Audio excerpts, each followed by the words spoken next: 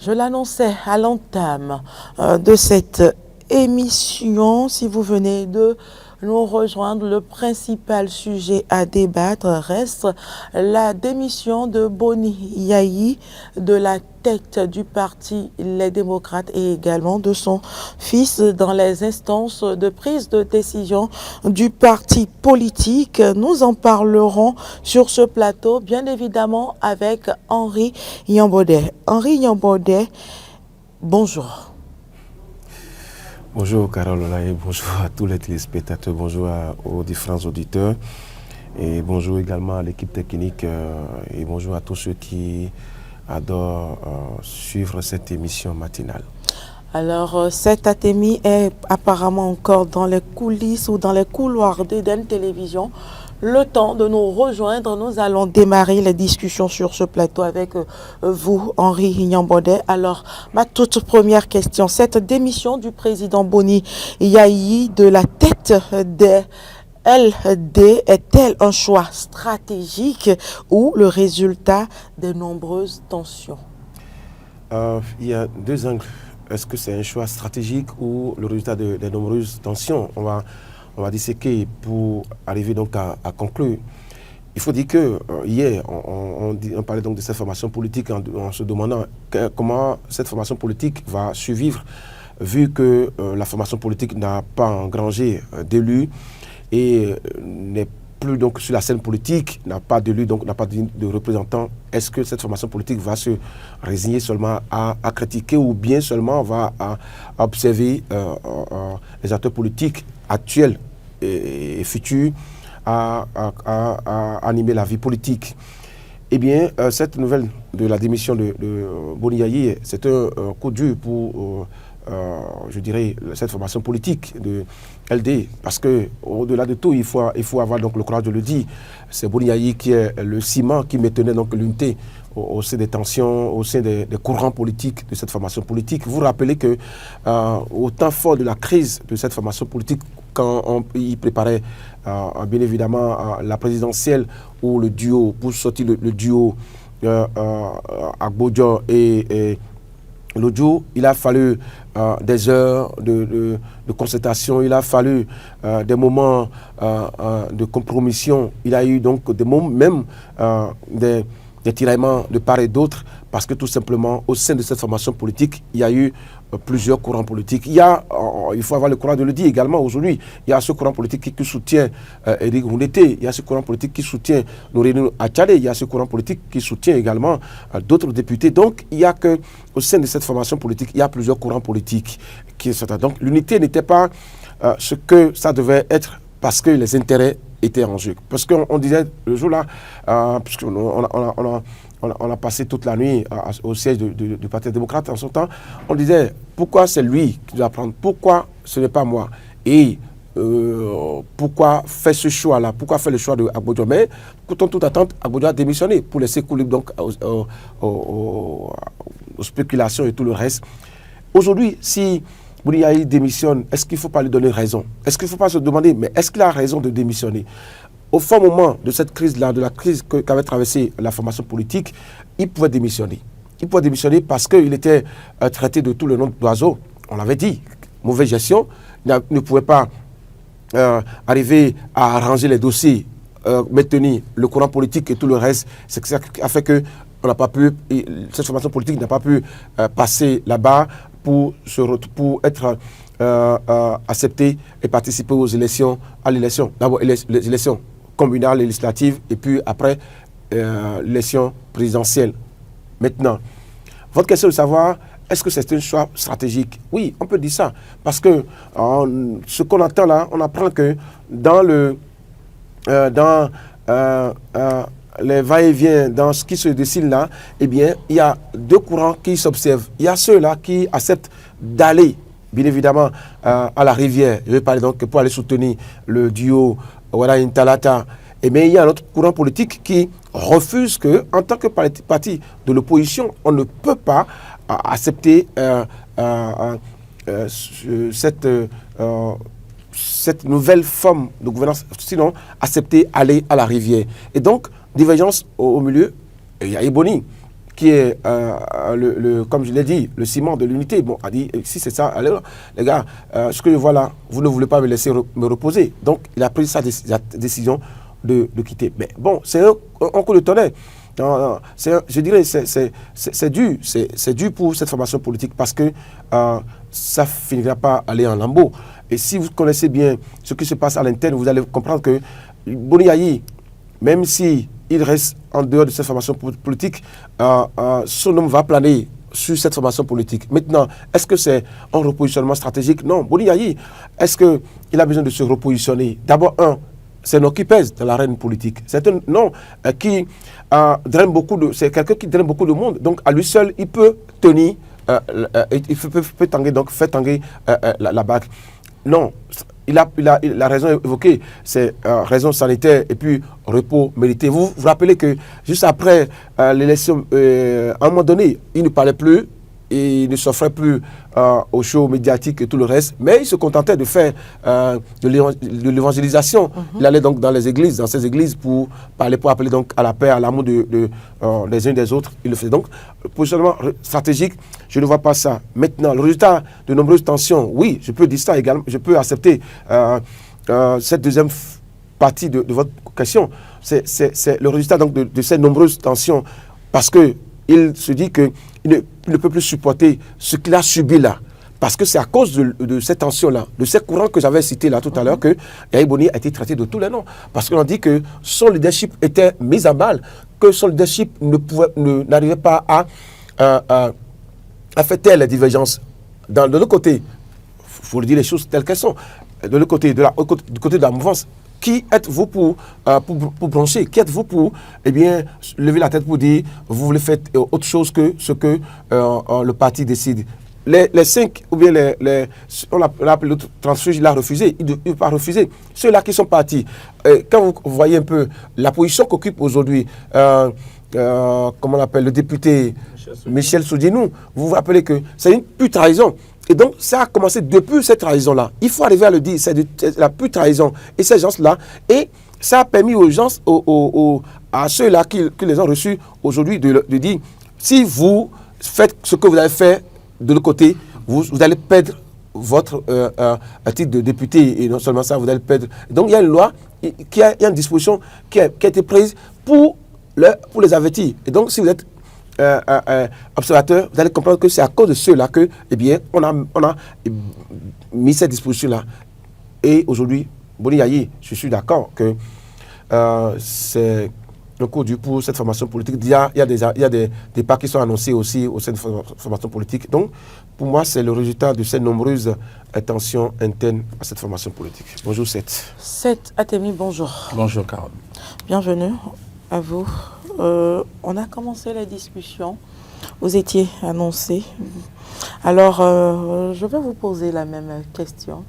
Est-ce un choix stratégique ou le résultat des nombreuses tensions, la démission du président Boni Yayi et également de son fils, Tchabi Yayi?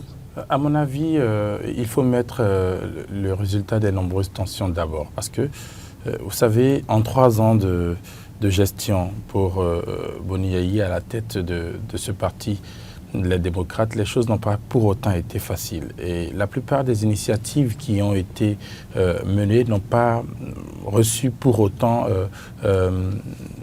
je dirais, des résultats aboutissants.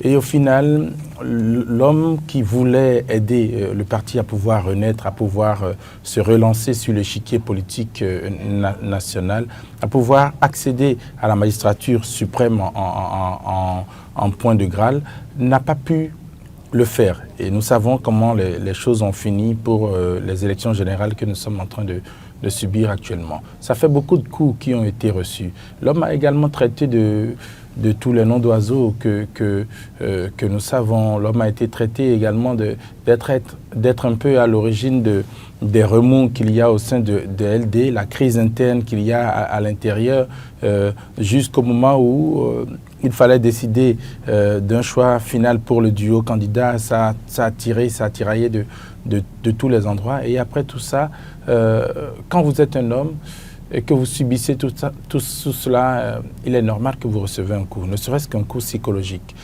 Et moi, ce départ, je le prévoyais beaucoup plus tôt. Quand j'ai entendu déjà un peu avant les élections que l'homme se retirait pour un repos, exactement, voilà, pour un repos sanitaire ou un congé sanitaire, je me suis dit, est-ce que ce n'est pas une façon de battre en retrait? C'est la question que je me suis posée. Et après, il y a eu ce grand silence-là jusqu'au 3 mars dernier où la décision finale a été sortie. Est-ce que la décision est venue de façon stratégique? Oui, je dirais, mais quelle stratégie? Est-ce que c'est la stratégie de la préservation de la santé? Parce qu'il y a bien d'autres combats à mener pour l'homme. Est-ce que c'est la stratégie de se mettre en retrait pour mieux pouvoir se positionner pour l'avenir politique qui arrive? N'oubliez pas que d'ici peu, nous aurons la trêve qui va durer jusqu'à 6 ans. Et donc, si vous restez toujours campé sur vos positions, je dirais, radicales, est-ce que vous aurez la mesure de pouvoir vous relancer quand cette trêve-là passera? Parce que le pouvoir qui s'installe, qui s'est déjà installé pour les communales et les législatives, ce qui s'installera probablement pour l'exécutif à venir, ça va durer 7 ans. 7 ans, ce n'est pas petit, ce n'est pas 7 jours, ce n'est pas 7 mois. Et peut-être renouvelable. Et peut-être renouvelable, qui sait. Donc, c'est des moments où il faut se poser beaucoup de questions, au-delà du fait que l'on prenne de l'âge et que l'on est en train de redire également sur un point de vue, je dirais, physiologique et physique. Au-delà de tous ces faits-là, il faut observer également ce qui se présente devant soi comme étant l'arène, l'échiquier politique actuellement. Comment est-ce que les choses se présentent? Qu'est-ce qui s'offre à nous? Qu'est-ce qui ne s'offre plus à nous? Comment est-ce qu'on devrait se repositionner pour avoir ne serait-ce qu'une frange de main à pouvoir agir encore? Parce que si j'estime que nous sommes autour d'une table de poker, si vous n'avez pas de cartes, vous ne pouvez pas jouer. Donc il faut pouvoir réfléchir à s'offrir quelques cartes que l'on pourrait sortir de sa manche. Et donc pour moi, oui, la décision reposerait sur un point de vue stratégique, mais ce point de vue stratégique-là vient en dernier ressort. Et en amont, il y a eu tous ces remous-là, toutes ces crises-là qu'il y a eu en interne au niveau du Parti Les Démocrates. Et il y a eu également, je veux dire, tous ces revers-là par rapport aux volontés, aux grandes ambitions que le parti avait, mais qui ne sont pas parvenus à aboutissement. Alors, Henri Yambodé, dites-moi, est-ce que vous pensez que, dans une certaine mesure, le parti Les Démocrates dépendait et plus du charisme et du leadership de Boni Yayi? Oui, absolument, il faut le dire. Quand vous prenez donc les premières heures de cette formation politique avec Éric Ndité, il y avait donc le tumulte donc, au congrès de Parakou. Quand Boni Yayi est revenu, c'est vrai qu'on a dit qu'il est venu pour caporaliser cette formation politique, parce qu'on se disait qu'il faut aller laisser Éric Ndité, mais il avait pris cette décision pour sauvegarder un certain nombre d'intérêts, parce qu'il y avait également des courants politiques depuis Parakou. Donc il fallait Boni Yayi pour apaiser les gens, pour dire, bon, il y a un leader qui est là, il y a quelqu'un, un guide qui est là, qui puisse faire le travail. Et donc, oui, son leadership, son charisme, oui, pesait effectivement sur cette formation politique. Et vous avez compris que même pour les petites décisions, c'est Boni Yayi qui, c'est à lui, on se refait pour prendre des décisions. Par exemple, si c'était Éric Ndité qui était à la tête de cette formation politique, on ferait donc le double jeu. C'est grâce à Boni Yayi que le Parti démocrate a eu les 28 députés.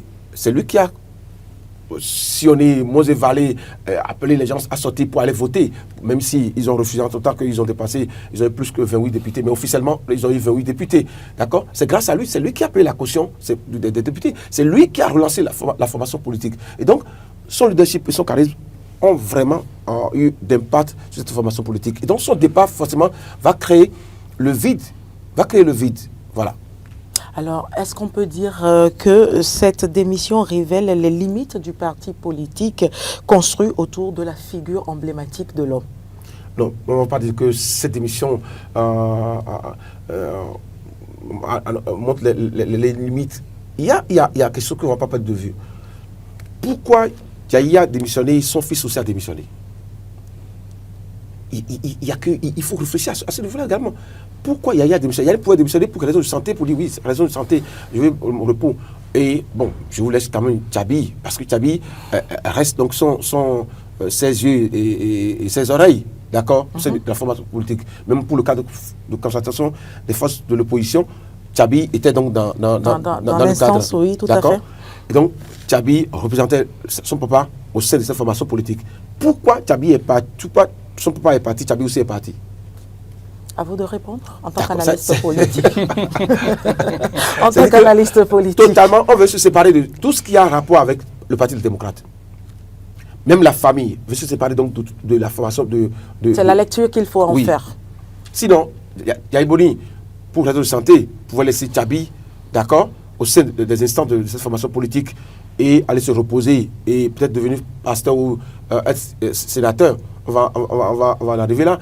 Mais pourquoi demander à son fils de quitter également les instances? Parce que son fils, vous savez, quand ils ont fait le congrès de Parakou, c'est votre collègue Maury qui avait animé l'émission Forum des rédactions. Et je le disais, j'étais en face de quelqu'un ici, je disais, pourquoi ramener son fils? Parce que Yaya Boni veut avoir un œil sur ce qui se passe à l'intérieur. S'il n'est pas là, au moins son fils va lui rendre compte fidèlement. Mais il part maintenant avec son fils. C'est-à-dire qu'on veut se séparer totalement et définitivement de cette formation politique. Maintenant, est-ce que ça révèle la limite? Non. Est-ce que feraient les leaders, les lieutenants, les grands lieutenants de cette formation politique pour peut-être demander à Yaya Boni de suivre sa décision ou bien de ne pas démissionner? Ils ont fait une réunion de crise hier. Qu'est-ce qu'ils ont décidé? Ils ont le voir. Pour dire, ils vont comprendre, mais il va le dire. J'ai dit, raison de santé, je veux un repos mérité, tout simplement. Donc, ils n'ont pas ce bagage-là, ou bien cette poigne-là pour faire changer d'avis à Boni Yayi, parce que c'est lui qui est-ce que cet Atemi est d'accord avec la lecture faite par Henri? Oui, je suis d'accord. Pas entièrement. Allez-y. Allez-y. Sur les mêmes questions. Pas entièrement. Non, pour moi, d'abord, oui, le charisme et le leadership de Boni Yayi ont largement même pesé sur le Parti démocrate pendant le temps qu'il a été président de ce parti-là. Vous l'aurez même remarqué, les choses ne se faisaient plus comme à l'époque où Éric Rondeté avait la présidence du parti. Donc forcément, ça a joué. Et est-ce qu'aujourd'hui, son départ montre les limites du parti? À mon avis, non, pas du tout. À mon avis, son départ n'est que la résultante de tous les problèmes qu'il y avait. Le néo-politiste ou le néo-analyste politique qui observe tout ce que le parti, les démocrates a vécu dernièrement, ne serait-ce que l'année dernière seulement jusqu'à aujourd'hui, serait capable de dire que, attention, à l'allure où vont les choses là, une hécatombe va arriver. L'hécatombe est là actuellement. Le président du parti s'en va, son fils également s'en va, lui qui est le chargé des relations extérieures, je crois. Donc, pour moi, on pouvait s'y attendre totalement. Mais est-ce que cela aura un impact sur la survie du parti ou pas? Le parti a existé avec lui, un peu sous sa coupole.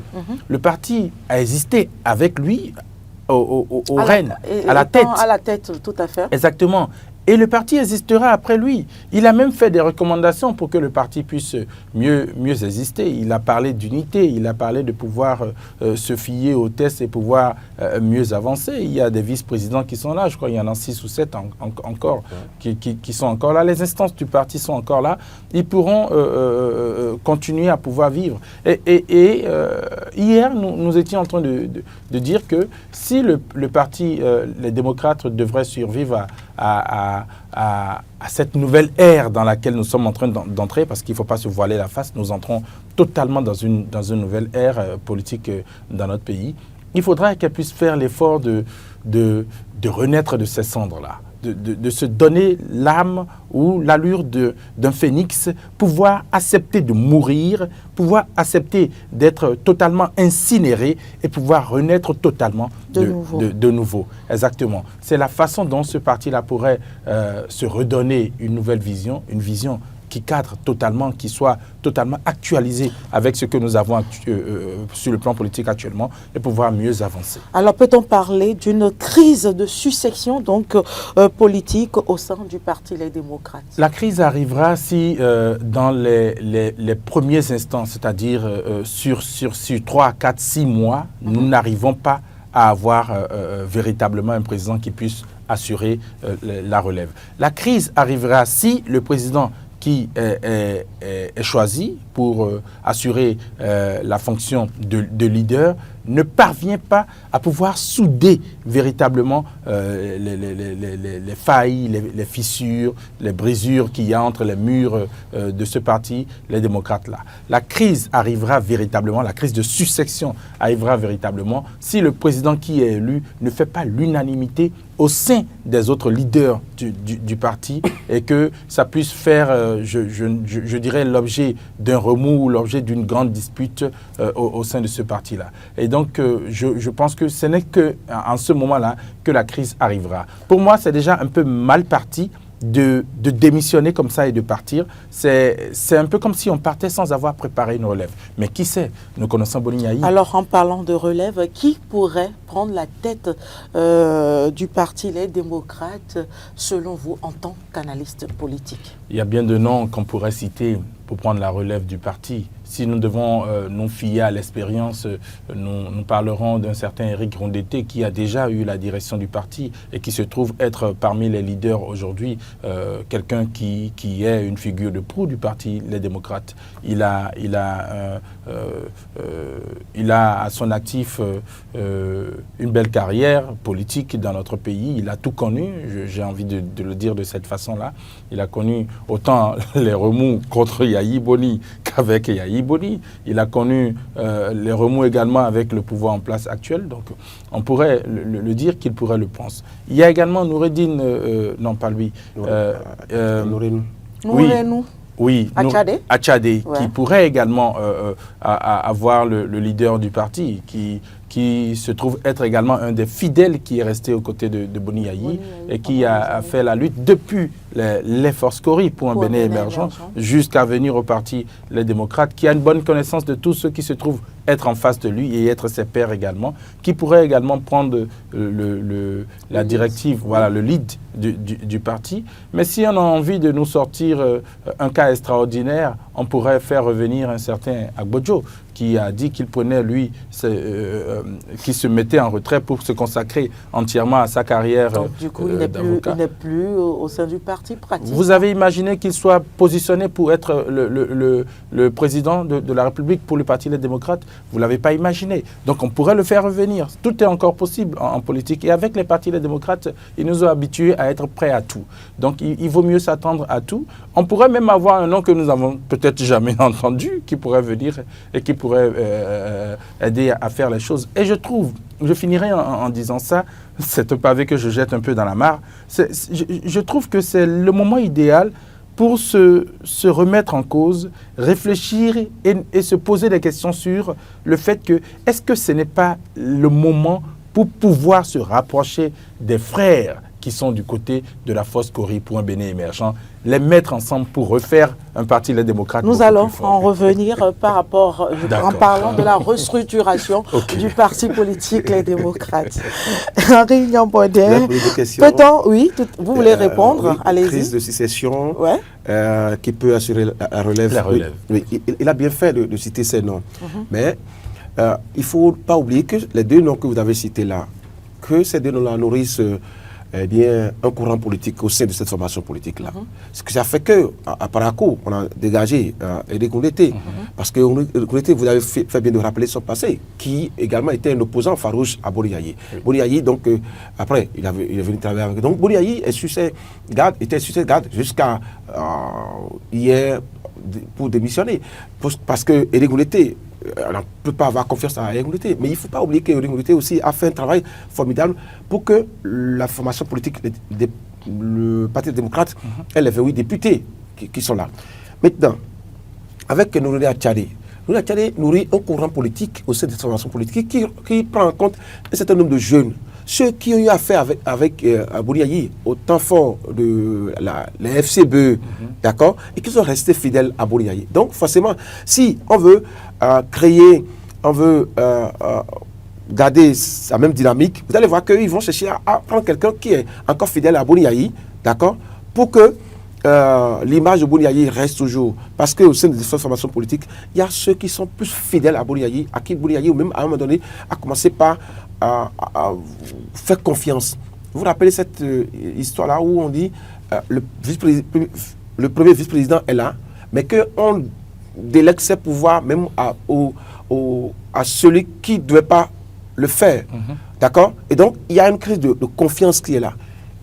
C'est vrai que selon le règlement intérieur, pour ce que j'ai lu là, c'est le premier vice-président qui prend le lead après donc, la démission du président. Oui. Mais est-ce que ça va faire taire les plaies? Est-ce que ça va faire taire les divergences pour que l'harmonie... Maintenant, n'oublions pas que, vous avez bien fait de le rappeler, le cycle que nous entamons là, est-ce que la suivi de cette formation politique ne doit pas être même la préoccupation principale des membres de cette formation politique-là?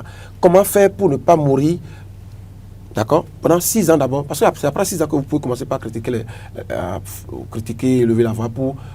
Mais pendant ces 6 ans, nous faisons quoi? Nous restons comme ça, alors que...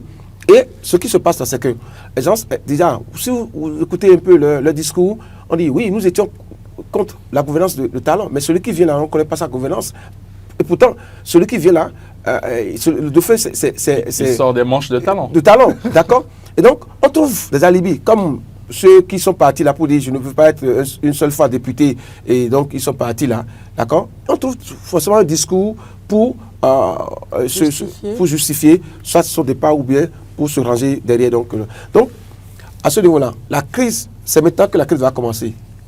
C'est maintenant que la crise va commencer. La crise vraiment va commencer avec la situation qui prendra, ou bien la décision. Donc on attend le vendredi parce qu'ils ont fait, à part la réunion qu'ils ont eu à tenir hier, réunion de crise, il y a une autre réunion, séance le vendredi prochain, pour décider du sort. C'est seulement demain. demain, pour décider donc du sort, de l'avenir de cette formation politique. Mais ce qui est sûr... Alors, un parti en déroute ou bien une phase de transition? Oui, déroute parce que, oui, Bouni-Yayi est parti, le vide est là. Qu'est-ce qu'il faut faire? Est-ce qu'il faut combattre les brèches? Est-ce qu'il faut... Comment faire pour combattre les brèches? Et donc, pour faire face... Parce qu'avec Bouni-Yayi, vous savez, avec Bouni-Yayi, ils pourront faire face à cette machine-là, si en temps il restait toujours parti de l'opposition. Parce que Bouni-Yayi pourra, avec sa carapace, pourra supporter les coups et tout le reste. Maintenant, c'est comme une famille, un foyer où le père de la famille décède. Donc, tous les enfants sont vulnérables. Et donc, cette formation politique est vulnérable et prendra tous les coups. À moins qu'on décide maintenant, je l'ai dit hier, pour sa suivi, on décide de changer de ligne éditoriale, de ligne de conduite, et pour se ranger du côté donc, de la mouvance. Donc, quels sont alors les défis organisationnels et politiques? Défis organisationnels, c'est comment faire pour maintenir cette flamme-là. Vous avez dit, vacille, mais il y a une troisième étape. Si on ne s'est pas fait, ça va s'éteindre. Entièrement. Ah, oui, si on ne s'est pas fait. À la moindre erreur. Ah, oui, totalement. Donc, les 2 étapes que vous avez citées là, ça reste une troisième étape. Et ça...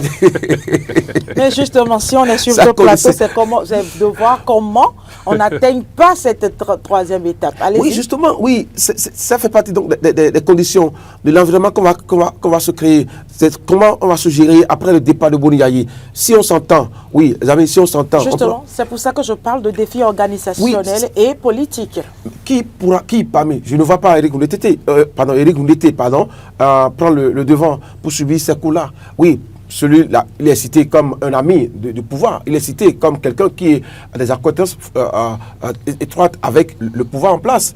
D'accord? Ce qui a fait que pour, comment on appelle, la présidentielle a été écartée. Et c'est l'audio qui a pris. L'audio, est-ce que l'audio est capable aujourd'hui, puisqu'il a été... on l'avait pris comme l'un des membres du duo. Est-ce qu'il est capable de prendre la tête de cette formation politique pour conduire? Parce que c'est quelqu'un qui est très calme également. Est-ce que très discret également. Est-ce qu'il pourra le faire? Quelqu'un, voilà, un nom qu'on peut citer également parmi ceux-là qui sont l'audio, oui. Est-ce qu'il peut le faire? Mais l'audio également est plus proche d'Éric Ngoundété. On va dire que c'est le courant Éric Ngoundété. D'accord. Donc, ça reste Anouli Achadé, qui est vu comme un des fidèles de Bouni Yayi. Bon, on peut parler donc comme ça de la continuité, hein, de Bouni Yayi à la tête du Parti démocrate avec Anouli Achadé. Mais il faut une assise interne pour définir désormais les règles. Cet ATEMI, quels sont selon vous les défis organisationnels et politiques aujourd'hui pour le Parti Les Démocrates? À mon avis, le premier défi sur un point de vue organisationnel serait de pouvoir se poser, s'asseoir autour d'une table, se dire les choses de façon franche, se parler franchement et résoudre les petites crises qu'il y a en interne avant de partir sur de nouvelles bases. Il faut véritablement partir sur de nouvelles bases, à mon avis, pour le parti les démocrates. Il est important de pouvoir le faire et ce sera le premier défi. Le deuxième sera, à mon avis, de pouvoir trouver des leaders, un grand leader, et ensuite des personnes qui l'accompagneront, mais qui pourront être en mesure d'exécuter et de respecter les nouvelles bases sur lesquelles il se relancerait. C'est hyper important de pouvoir le faire ainsi, en prenant en compte tous les courants qu'il y a à l'intérieur. Je parle autant des courants idéologiques que des courants régionalistes, si j'ai envie de le dire de cette façon-là. On va appeler un chat parce que nous savons que les problèmes des démocrates vont également dans ce sens-là. Donc une personne qui puisse prendre en compte tous ces courants-là et qui puisse travailler à ce qu'ils puissent ne pas être une entrave, un frein pour l'évolution du parti, mais que l'on puisse parvenir à pouvoir faire vivre tout le monde ensemble et les faire travailler pour la même dynamique qui est de pouvoir voir le Parti Les Démocrates revenir de plus grand sur la scène politique béninoise. Et le troisième plus grand défi, à mon avis, serait de parvenir à la fin de ce cycle de 7 ans-là, d'être à nouveau candidat pour les élections à venir, et je dirais toutes les élections à venir, autant la législative, la communale que la présidentielle. En prenant en compte toutes les subtilités des réformes du système partisan, il ne faut pas l'oublier. En fait, en prenant en compte toutes les subtilités, ça part déjà des assises qu'il y a à faire. C'est pour ça que je dis que c'est une nouvelle ère qui commence. Il faut s'actualiser par rapport à cette nouvelle ère-là. Parce que j'ai eu comme l'impression que le temps de la préparation des élections générales que nous avions là, le Parti Les Démocrates ne s'est pas pour autant bien approprié les subtilités de cette réforme du système partisan. Ouais. Exactement. Donc il faut pouvoir se l'approprier entièrement et être en accord, en adéquation avec elle pour pouvoir se relancer de façon beaucoup plus grande. Et puis il y a une dernière chose qui est très importante. Il faudrait, dès que les assises sont terminées et que nous avons une nouvelle structuration politique et organisationnelle du parti, que l'on puisse trouver le moyen d'être au contact du peuple au fur et à mesure que le temps passe. Alors, Henri Yambodé, je poserai la question autrement. Le parti, les démocrates, peut-il se restructurer et consolider sa position comme principale force de l'opposition au Bénin? Avec l'attrait politique. Soyez plus sérieux, Henri. Il est très sérieux. Non. Qu'est-ce qui fait d'une formation politique de l'opposition si ce n'est pas l'animation de la vie politique? Et l'animation de la vie politique aujourd'hui, si on se refait donc à ce qui se passe là, à ce qui est disposé là, c'est que avec la thèse politique, le Parti démocrate ne pourra pas critiquer les actions du gouvernement. Même si on dit oui, vous pouvez critiquer, mais pas au relent électoral et tout le reste. Mais écoutez, il faut critiquer. Maintenant, ça dépend de qui apprécie ce que vous avez critiqué et comment vous avez critiqué. Donc, on peut vous coller également d'autres choses. Maintenant, la restructuration de cette formation politique, c'est possible. C'est possible parce que si on veut montrer à la face du public qu'on est soudé, on est lié et qu'on a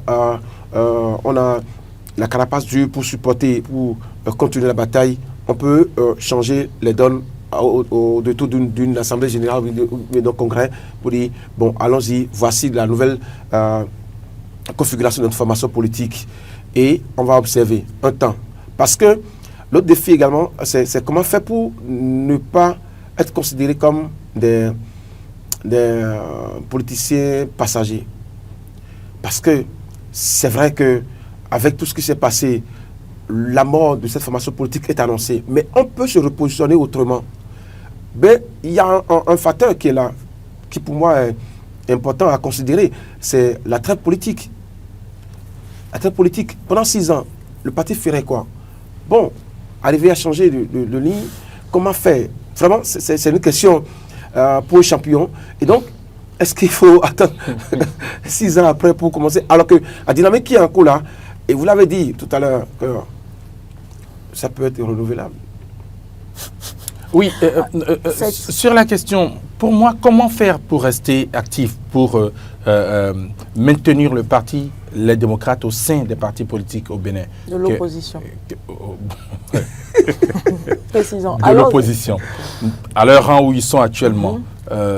Écoutez, au-delà du fait qu'ils aient dit qu'ils ne savent pas ce qui arrive maintenant et qu'ils ne savent pas la façon dont les choses se passeront et tout le reste, entre nous, nous tous savons la façon dont les choses vont se passer.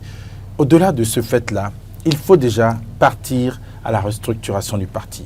Maintenir le parti dans l'échiquier politique des partis politiques du Bénin, première chose. Et la chose la plus importante, c'est rester au contact du peuple. Montrer véritablement quelles sont leurs propositions pour un Bénin meilleur, pour un Bénin où avec les démocrates, le Bénin pourrait mieux se porter et tout le reste. Parce qu'au bout de 7 ans, d'autres élections vont venir. Si vous êtes inexistant, si vous êtes absent, si vous vous faites oublier, si vous êtes inactif, merci du mot, et bien, au moment où le peuple sera appelé à aller aux urnes pour choisir, personne ne pensera à vous. Parce que vous aviez été inactif pendant qu'on vous cherchait, parce que vous étiez absent pendant qu'on vous cherchait, parce que vous n'avez rien montré pendant qu'on avait besoin de voir des choses. Donc pour moi, c'est la première chose, la chose même la plus fondamentale à faire pour pouvoir rester totalement actif, totalement visible au niveau de l'échiquier politique. Alors l'opposition... Ce que cette dit me rappelle l'histoire de cette formation politique, la renaissance du Bénin. Des Soglo. Quand Soglo a quitté le parti, et c'est son fils qui a pris.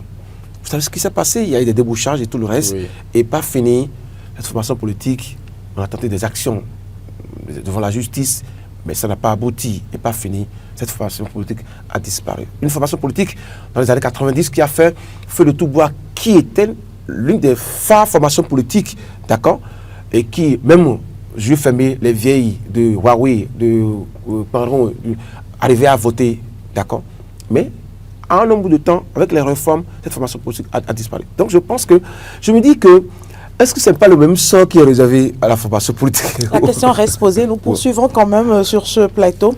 L'opposition béninoise peut-elle se renforcer malgré les décisions internes et également les subtilités liées toujours aux réformes du système partisan? Oui, totalement. Écoutez, je parle de l'opposition béninoise. Je pense à l'opposition béninoise également. Pas seulement le parti Les Démocrates. Je suis totalement d'accord avec vous. Allez-y. Je pense que oui. Je pense qu'il y a un parti de l'opposition qui est en train de se montrer être capable d'aller jusqu'au bout. Le parti La Force Corée pour un Bénin. Les couleurs sont annoncées déjà. Émergent. Écoutez, ce que vous appelez subtilité, ce sont d'accord des subtilités, des petites choses qui sont à l'intérieur, parce que les textes sont écrits noir sur blanc, mais parfois derrière le noir qui est sur le blanc, il y a de petites choses qui sont cachées. Il faut aller les découvrir. C'est pour ça que je parlais un peu plus tôt d'appropriation du système partisan, du test du système partisan, pour pouvoir mieux le comprendre. S'il faut qu'il puisse faire... je ne sais pas, au cours d'une rentrée politique ou au cours d'une école politique, pouvoir trouver le moyen d'avoir, je ne sais pas, des communications ou des présentations sur le système partisan pour mieux le comprendre, qu'il le fasse et pour pouvoir mieux le comprendre. Mais il faut arrêter de penser que ce système-là a été conçu pour mettre out définitivement l'opposition. Il faut arrêter de pouvoir le penser. Il faut plutôt réfléchir à comment est-ce qu'on pourrait mieux s'adapter en tant que parti de l'opposition pour pouvoir pouvoir contrecarrer ce système-là. Ailleurs, ça a pu se faire. Si je prends par exemple le cas des États-Unis, il n'y avait pas au départ de parti. On est parti à partir d'un. Après, aujourd'hui, il y a des alternances. Les républicains arrivent à un moment donné, les démocrates arrivent à un moment donné, et exactement, et ça se poursuit de cette façon-là.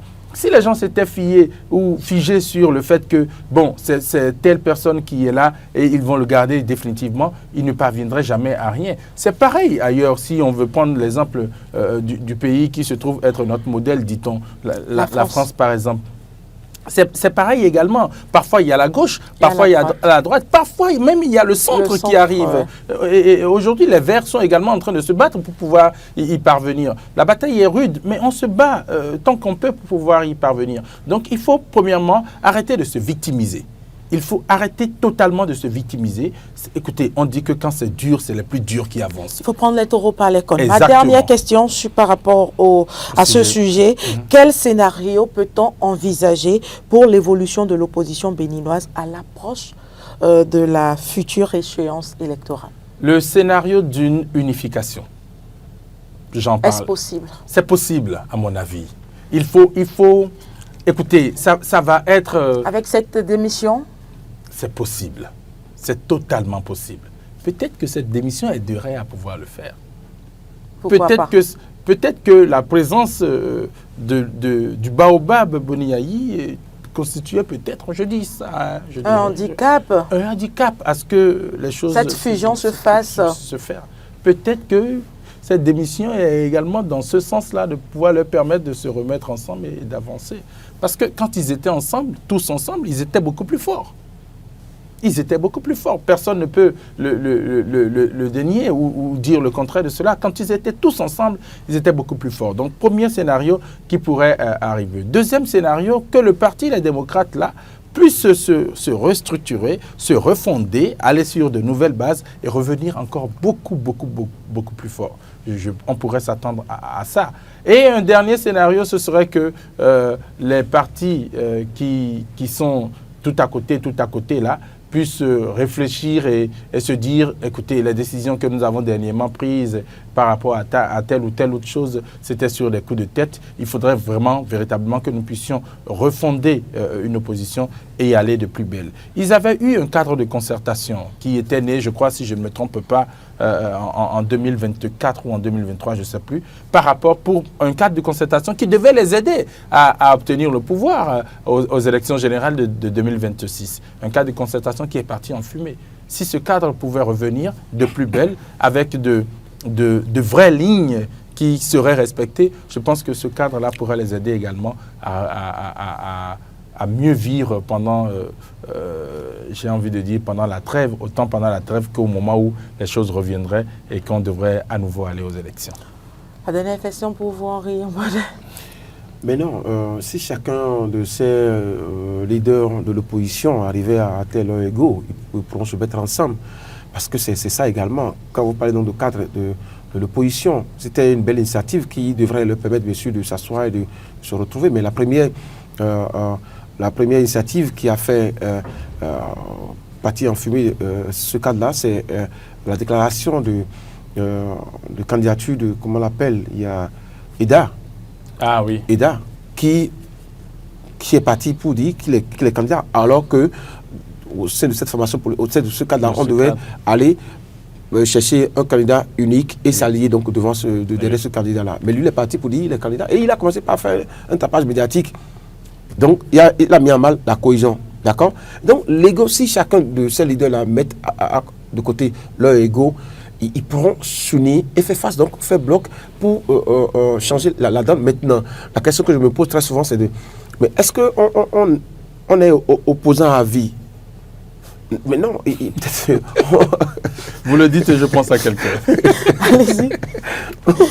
Est-ce qu'on est opposant à vie? Donc, est-ce que, bon, oui, les choses peuvent changer d'ici là. Donc, on attend peut-être que le régime se salve. Bien, on dit, bon, ce que fait le régime là, on n'est pas d'accord, on devient opposant. D'accord. Mais on peut dire, bon, on se retrouve dans la ligne de conduite de ce régime-là, on se retrouve dans la façon de gouverner, et donc on se rallie. Donc, le Parti démocrate peut demain dire, attends, on va attendre les élections, d'accord? Et après les élections, on va dire, l'élection présidentielle, et on va dire, bon, écoutez, on a compris que la gouvernance n'est plus la même, qu'il y a eu amélioration, tout ce que nous demandons, il y a eu amélioration, donc nous changeons de posture. Désormais, nous sommes partis alliés au régime en place, et donc, ils changent carrément de posture. Et après, là, c'est ça pour la suivi, donc, cette formation politique. D'accord? Maintenant, si on veut regrouper les forces de l'opposition ensemble pour faire bloc, il faut déjà que, toutes mes excuses, qu'on enlève la tête de FCB, Paul Rumpé, qui est vu comme quelqu'un qui ne fait pas l'unanimité. Donc, oui, Bouriaï est parti parce qu'il faut le reconnaître. Bouriaï, il reste sur sa ligne. Il n'a pas accepté qu'il y a certaines choses qui soient mêlées à sa dynamique. D'accord? S'il est parti, d'accord, peut-être que c'est une porte ouverte à d'autres courants qui vont se rallier et feront grandir cette formation politique. Ça peut, on peut voir ça comme ça également. Donc cette émission, c'est vrai, ça met en mal cette formation politique, mais ça peut être également une porte ouverte à une réorganisation et reconfiguration de cette formation politique. L'autre actualité phare, c'est la reconduction à la tête de la Cour suprême du Bénin de Victor Dassi à Dossou. Votre lecture très rapidement pour finir. Le job a été fait, je pense, quand il assurait la fonction. Donc, je pense que c'est un renouvellement de confiance. L'équipe est restée presque telle. Donc, pour moi, ça va. Je trouve qu'on lui a refait confiance. Donc, c'est à lui de montrer que les choses... enfin, la raison pour laquelle on lui a refait confiance sont des raisons valables. Et puis, quand je prends seulement l'homme, c'est un homme de droit. Qui s'y connaît, qui a de l'expérience également. Et donc, je trouve que c'est normal qu'il ait été reconduit. Henri Yambodé? Oui, on va lui dire félicitations. Félicitations parce qu'il me vient encore de mériter de la confiance du président et on va lui souhaiter bon vent, que le travail qu'il a toujours fait pour mériter cette confiance-là, que le travail soit encore et tout le reste. Donc voilà un peu ce qu'on peut dire. Sinon, merci à vous Henri Yambodé, merci à cette ATMI.